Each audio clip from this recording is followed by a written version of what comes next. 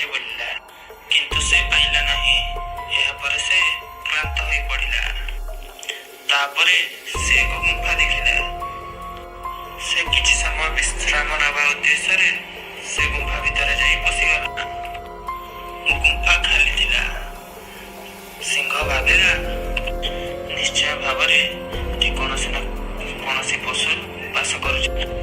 ସେ ନିଶ୍ଚୟ ଭାବରେ ଅତି ଶୀଘ୍ର ଗୁମ୍ଫାକୁ ଫେରିବେ। ସେମାନେ ନ ଫେରିବା ପର୍ଯ୍ୟନ୍ତ ଏଠି ଲୁଚି ରହିବି। ଯେତେବେଳେ ଏହି ପଶୁ ଆସିବ ମୁଁ ତାକୁ ମାରିକି ଖାଇବି ଏବଂ ମୋର ଭୋକ ମେଣ୍ଟାଇବି। ସେ ଗୁମ୍ଫାର ଏକ କୋଣରେ ଲୁଚି ବସି ରହିଲା। ସେ ଗୁମ୍ଫାରେ ଏକ ବିଲୁଆ ରହୁଥିଲା। ରାତି ହେବା ମାତ୍ରେ ସେ ତା ଗୁମ୍ଫାକୁ ଫେରି ଆସୁଥିଲା। ଗୁମ୍ଫାର ପ୍ରବେଶ ପଥରେ ସିଂହର ପାଦ ଚିହ୍ନ ଦେଖିଲା।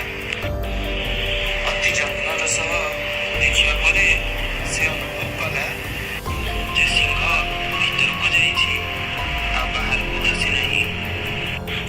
ସେ ସବୁ ବୁଝିଗଲା ଯେ ସିଂହ ଗୁମ୍ଫାରେ ଲୁଚି ରହି ତାକୁ ଅପେକ୍ଷା କରିଛି। ସେ ଚତୁର ବିଲୁଆ ବରଂ ସାବଧାନ ହୋଇ ଚିନ୍ତା କଲା।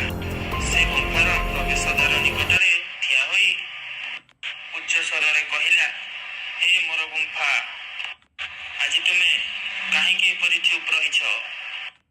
ଆପଣ କାହିଁ କିଛି କହୁନାହାନ୍ତି? ଯେତେବେଳେ ମୁଁ ସନ୍ଧ୍ୟାରେ ଫେରି ଆସେ ତୁମେ ମୋ ସହ କଥା ହୁଅ। ଆଜି ତୁମର କ'ଣ ହେଲା? ଯେତେବେଳେ ବିଲୁଆର ସ୍ୱର ସିଂହ କାନରେ ବାଜିଲା, ବୋଧହୁଏ ଏ ଗୁମ୍ଫା କଥାବାର୍ତ୍ତା କରି ବିଲୁଆକୁ ଗୁମ୍ଫା ଭିତରକୁ ଡାକି, କିନ୍ତୁ ଆଜି ମୁଁ ଏଠାରେ ଥିବା ନୀରବ ଅଟେ। ତାପରେ ସିଂହ ନିଜେ ବିଲୁଆକୁ ଡାକିବାକୁ ସ୍ଥିର କଲା। ତାପରେ ସିଂହ ବିଲୁଆକୁ ଡାକିବାକୁ ଲାଗିଲା, ଆସ ମୋର ବନ୍ଧୁ, ମୁଁ ତମର ଅପେକ୍ଷା କରିଅଛି, ଶୀଘ୍ର ଭିତରକୁ ଆସ। କିନ୍ତୁ ବିଲୁଆ ଶବ୍ଦ ଶୁଣିବା ମାତ୍ରେ ବୁଝିଗଲା